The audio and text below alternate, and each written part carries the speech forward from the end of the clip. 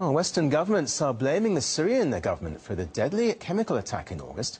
Now the country has agreed to get rid of all such weapons by the middle of next year. Let's take a look at where these stockpiles are believed to be stored. You can see here, here we go, how the ongoing conflict has divided the country into rebel-held and government-controlled areas, with some places still hotly contested. The rebels have been strongest in the north of the country, an area where a chemical weapons storage facility is also believed to be located. The rebels could have already had a chance to grab control of some of those stockpiles. Well, the imminent threat of the US attacking Syria may have been put on hold with a disarmament deal. As RT's Lindsay France reports, some American companies have billions of reasons to see their country go to war. Raytheon is the manufacturer of the BGM-109, better known as the Tomahawk missile. Individual units sell for around $1 million. It's been the weapon of choice for the U.S. military and has been used in each of America's conflicts over the past 20 years. Raytheon is the largest manufacturer of guided missiles in the world. Statistics from the Wall Street Journal show the company raked in more than $20 billion in arms sales in 2010.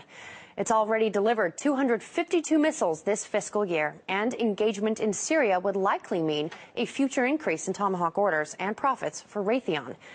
Its share prices, when talk of a foray in Syria intensified, reflect that. Between April and August this year, stock surged by a third. Another big shot in the world of weapons, Lockheed Martin, the biggest arms maker in the world. In 2010, it grossed just under $3 billion.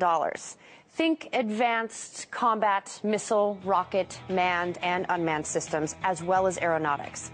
In 2012, it reeled from the U.S. budget's sequestration and fiscal cliff. Just before the last presidential elections, Lockheed threatened to lay off vast amounts of its 123,000 employees. The White House intervened, and Lockheed Martin backed down.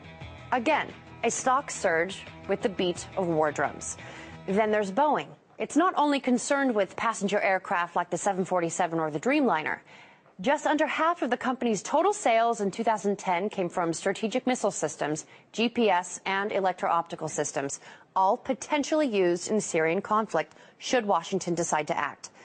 And to tie it all nicely together, it pays to look at the top 3 contributors to federal candidates, parties, and outside groups: Boeing, Lockheed Martin, and Raytheon, all shelling out nearly $3 million each in the 2010 election cycle to people who make or break U.S. foreign policy. The numbers can't be ignored.